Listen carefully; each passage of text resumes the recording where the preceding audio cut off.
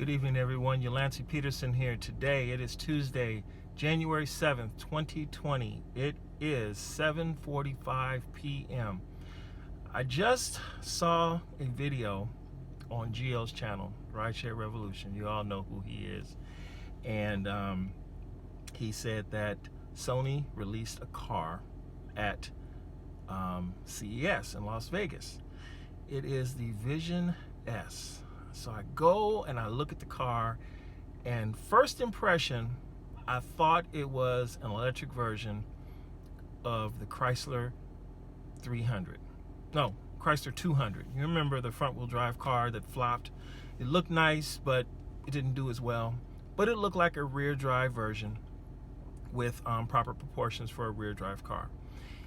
But then the more I started looking at it, and the more I started looking at other videos about the car, I came away blown away by the vehicle. I mean, it is absolutely fantastic. They seem to borrow elements from several different cars currently in production, and they made a car that is immediately impressive, and it seems cooler than a Tesla Model 3. Now, what makes the Tesla cool is the fact that you can get one right now. But looking at the outside of the car, it's like, wow, this car is fantastic. It looks great. But then you go to the interior of the car and your mouth just hits the road. Nothing but screens up front, nice looking steering wheel, wonderful beefy seats, good details all around the car in the exterior. I mean, really, it's a vehicle that you really do want to buy today, because according to the article from Engadget, it's a realistic car. It looks like something you would want today and not something that you possibly can't get or will ever get. Like the Buick Avenir. Wonderful car, but you're not gonna get one. You know, we might get the Cadillac Escala. You know, right now the CT5 is out, and that's like an 1/8 scale of the Escala. And I don't know if they properly executed it the right way. You'll have to see it when it's actually in dealers. But here's the deal with the Sony Vision S. According to the article, it is designed as a platform to inspire other automakers, and perhaps they'll put the vehicle in production and they will use it similar to how General Motors partnered with LG to create the Chevrolet Bolt. So I was thinking, who would benefit greatly from putting a car like the Vision S in production, preferably as is? I can think of a few that would come to mind. Jaguar could put the car in production and call it a different type of Jaguar. You know, who knows what name they would use, but they could put the car in production. That would help them. Porsche could put the car in production and use it as a companion to the Taycan. They could use that. I think I said the name right. Now, if I got it wrong, please forgive me, but I know how to say Porsche correctly. But I think the manufacturer that would benefit the most by putting the vehicle in production, but it's highly unlikely they'll do it, is Honda, specifically for their Acura division. Acura needs something hot. They could get rid of the TLX, get rid of the TLX and the RLX, and replace it with that car and use that as the vehicle to rebrand to restart the brand. To say precision crafted performance would be an understatement if they put that car in production, because let's face it, Acura needs something hot. And for Sony to partner with a Japanese company to produce that vehicle, it would be a huge showcase, and the vehicle would sell guaranteed if Acura put it in production.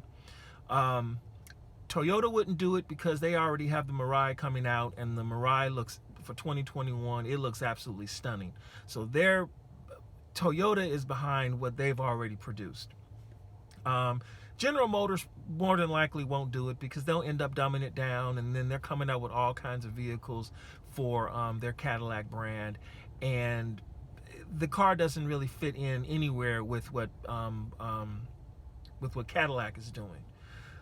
Lincoln, if the rear end reminds me of the current Aviator, and it could work, but I don't see the front end working for Lincoln. They would have to change the front end. The interior could remain as is because the seats remind me of what's currently in the Continental, just beefier. But hey, you know, the rear end of the car, the side profile, the interior could work. Just make some adjustments to the front end of the vehicle.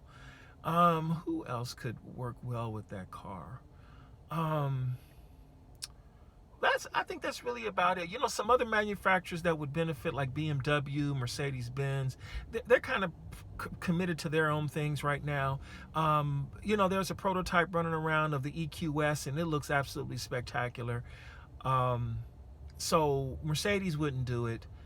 BMW may benefit from it, but who knows how it would fit in the in their mythology of doing things. It would probably become an i5 if they were to make it, because the car, even though it looks great, it doesn't have the presence to be an i7. But an i5, it would be perfect. But I think BMW already has something coming out in that range as well too. Anyway, I love the car. I think it's great.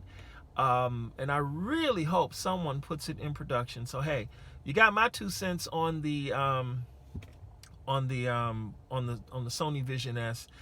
Hey, it's got a cool logo. They gave it a great color. The wheels look nice. I mean, hey, but one other thing, and I'll say this: I find it fascinating that the car was not released in Japan. It wasn't released in South Korea. It wasn't released in China. It was released in Las Vegas at the Consumer Electronics Show. That's a big deal, because what it tells me is that Sony is serious about getting this platform out to other manufacturers that can actually produce the vehicle, or at least produce the platform in volume. And they're looking for a top tier manufacturer to put most, if not all, of what was shown on the stage in production so the world can enjoy it. I hope we see something within 2 years. That would be great. The fact that they let people inside the vehicle, that's huge. All right, everyone. Have a good one. I will catch you on the next video. There you go.